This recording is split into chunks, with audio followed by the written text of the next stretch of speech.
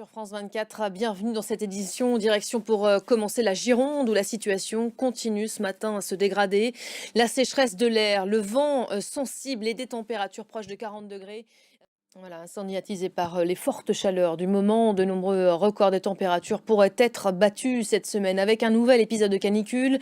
La façade atlantique sera d'ailleurs placée aujourd'hui en vigilance rouge comme 14 autres départements. La journée de lundi qui pourrait être l'une des plus chaudes jamais enregistrées dans le pays, de la Bretagne aux Landes. Le mercure devrait même monter au-delà des 42 degrés et l'on se prépare à vivre des heures difficiles. Explication.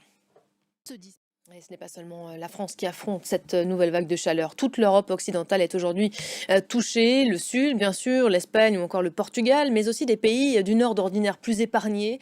Au Royaume-Uni, sur le front ukrainien, à présent, le conflit entre aujourd'hui dans son 145e jour d'offensive et les Russes renforcent toujours la pression sur le Donbass. Ces dernières heures ont été particulièrement rudes pour les villes de Kharkiv, Mykolaïev et la région de Donetsk.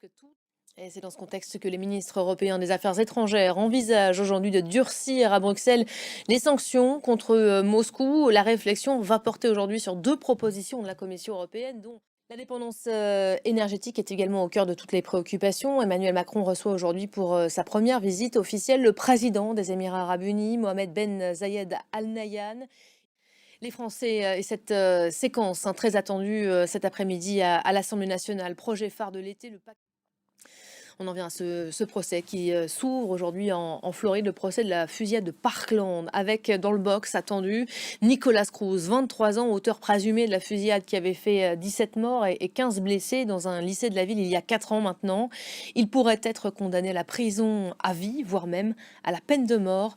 Procès qui intervient en plein débat sur le port d'armes dans le pays. Correspondance à Washington de Ketevan Gorgestani. Voilà, sachez qu'une nouvelle fusillade a eu lieu la nuit dernière aux États-Unis. 3 personnes ont été tuées, 2 autres blessées par un individu qui a ouvert le feu dans un centre commercial de l'État américain de l'Indiana. Voilà, fin de cette édition. Merci à vous de l'avoir suivi. Restez à nos côtés, d'autres infos à suivre tout de suite sur nos antennes.